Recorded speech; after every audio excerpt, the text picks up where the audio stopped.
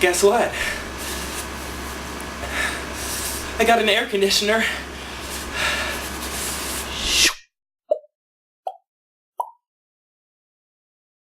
For the past couple weeks, the temperatures in New York have been unbearable at times. I've gone to bed in full-body sweats, and I had been saving up to buy an air conditioner.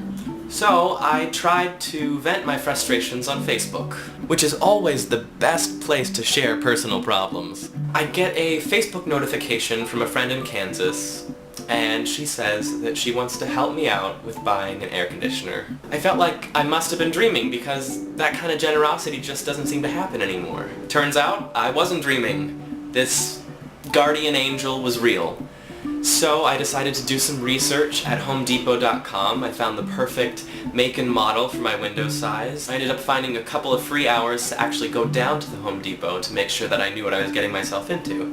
And that's when Guardian Angel number 2 decided to fly into my life. I mean, this situation is overflowing with generous people. I can't get over how amazing these two ladies were to me. The second Guardian Angel worked at the Home Depot on 23rd Street in downtown Manhattan. She started off by going to get me a cart herself, and then ended up helping me load up the air conditioner, and she pushed the cart herself to the checkout line for me. She ended up waiting there with me, and we ended up talking about our lives. She told me about how she used to work in the stock market until it imploded in 2008, and that's when she lost her job.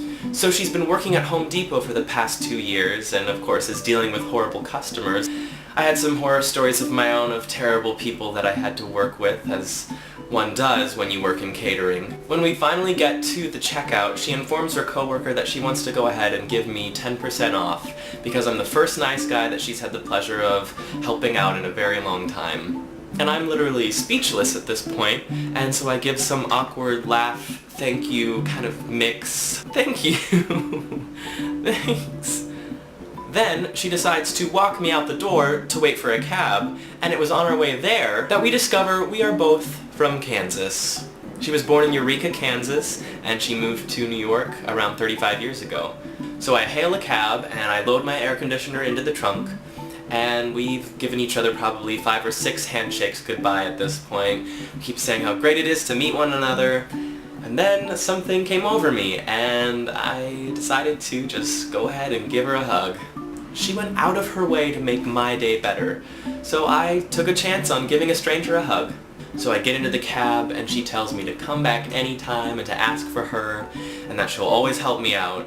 So I spend the entire cab ride silent, smiling, looking out the window as the city passes by. This city can be mean and nasty at times. It's impersonal, it can chew you up and spit you back out, but it's also full of wonderful, caring people, and you just have to sift through the dirt and grime to find them sometimes. Without the support of family and friends and strangers, I could not make my dreams come true.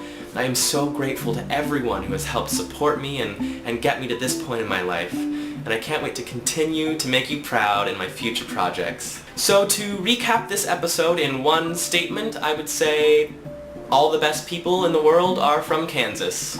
Hands down. No brainer. And my Home Depot guardian angel should get a promotion. Shoo.